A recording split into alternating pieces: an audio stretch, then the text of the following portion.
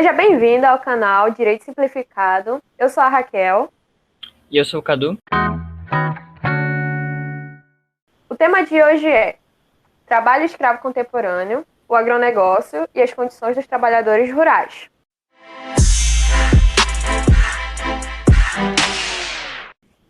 Na época da colonização no Brasil, o tráfico negreiro foi um tipo de negócio bastante lucrativo no início do capitalismo e deixou marcas que até hoje, após mudanças, após leis após a criação de leis, ainda existem marcas que assombram a nossa sociedade. Os africanos, eles eram trazidos para o Brasil em condições insalubres, desumanas e contra sua vontade. Eles eram trazidos do seu país de origem para um país totalmente desconhecido, onde a sua dignidade humana era renunciada em nome das riquezas. Em pleno século XXI, a escravidão ainda existe, em duas formas, em condições degradantes ou contra a vontade do trabalhador. A exploração, ela refere-se à prática de um crime que fica escondida por baixo de fábricas, fazendas, organizações, empregos que até mesmo com a carteira assinada a gente ainda consegue enxergar condições análogas à escravidão. O início do trabalho análogo ao escravo contemporâneo no Brasil se deu nos anos 60, quando o governo federal elaborou propostas para atrair investidores para a região amazônica, nas quais foram oferecidas várias vantagens fiscais para atividades como a pecuária, a extração de madeira e a mineração.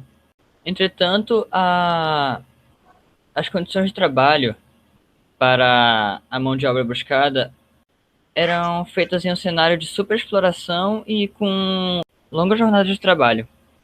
Já nos anos 80, foi relatada pela imprensa a escravidão em empreendimentos agrícolas de grandes empresas que a gente não vai citar aqui o nome.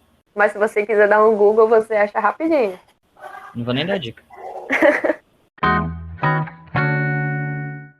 Segundo o autor Ciconeto, em sua obra chamada Os 7 Tipos de Escravidão Moderna, ele realmente cita 7 categorias, 7 divisões da escravidão contemporânea.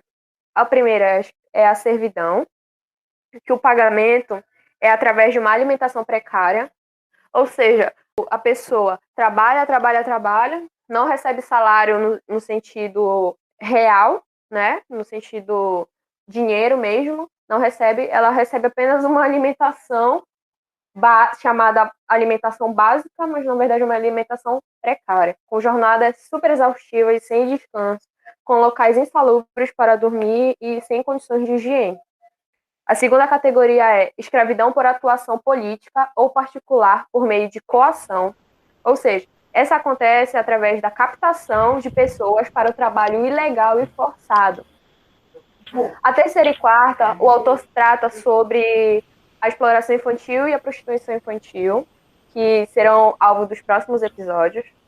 A quinta categoria se trata do tráfico humano. Na sexta categoria, o autor cita matrimônios forçados. Aqui nessa categoria, a gente consegue enxergar várias pautas para discussão, que seriam relacionamento abusivo, violência doméstica e também o feminicídio.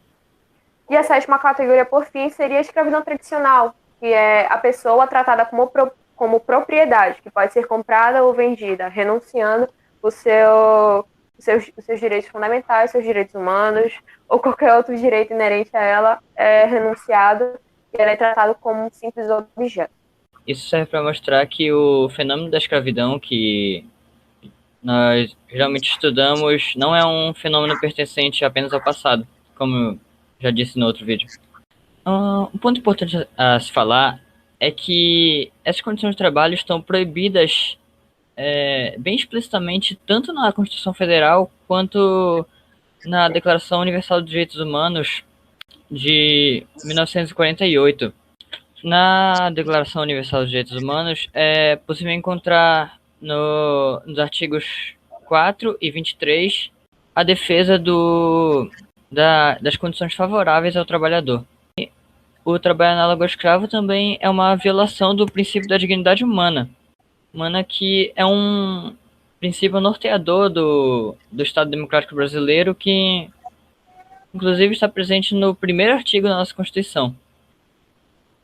E justamente é um dos que é mais violados, né? Uhum. A Constituição também estabelece que toda propriedade privada deve ter uma função social.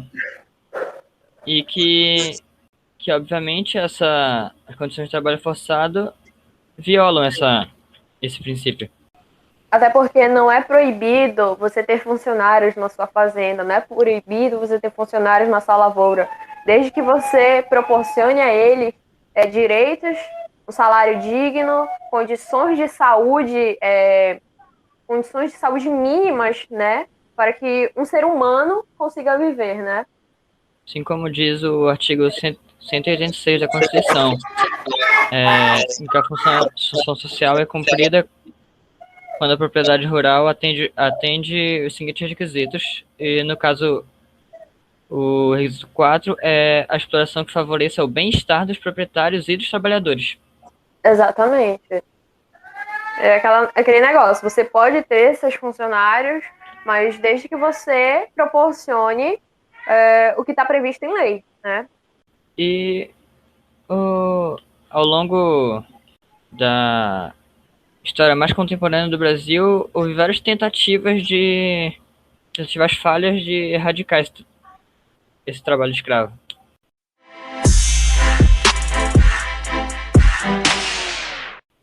A importância do agronegócio para o crescimento e desenvolvimento de diversos setores no Brasil está interligada ao plantio e à criação de animais para consumo.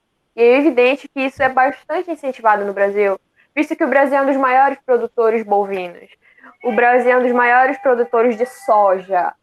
Então, ir contra o agronegócio é totalmente inviável para o Brasil. Para o Brasil e para o mundo, né? No entanto, é preciso levar em consideração o preço que se paga por regulamentar falhas e fiscalizações. A gente precisa entender que nesses grandes centros, nessas grandes lavouras, nessas grandes fábricas, essas grandes lavouras, plantações, há exploração de pessoas. O que acontece é que o que acontece? Um aliciador, ele chega numa região qual? Uma região com pobreza extrema, com baixa escolaridade, e chega ali no trabalhador, olha, o patrão, ele tem uma lavoura ali, a colheita tá perto, ele tá querendo trabalhador, bora lá.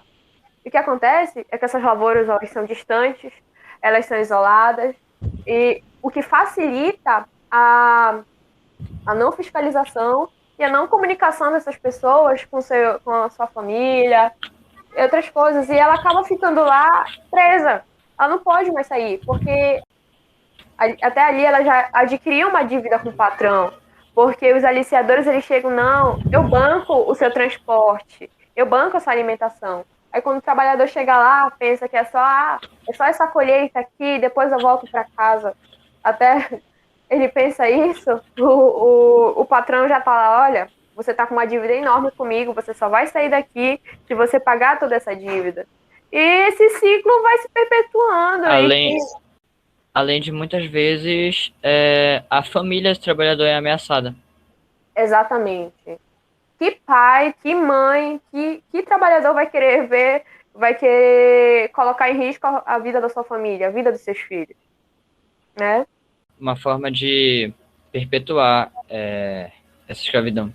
Exatamente.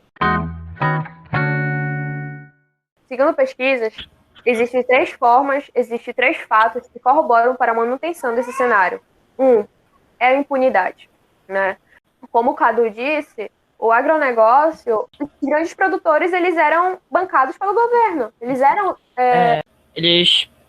O governo dava vantagens fiscais para que eles pudessem ter suas propriedades. Exatamente, a impunidade, ela é corroborada por esses motivos.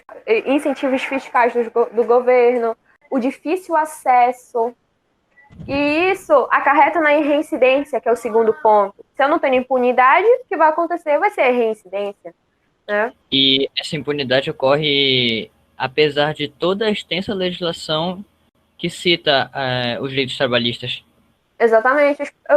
Os grandes patrões saem impunes, se livram.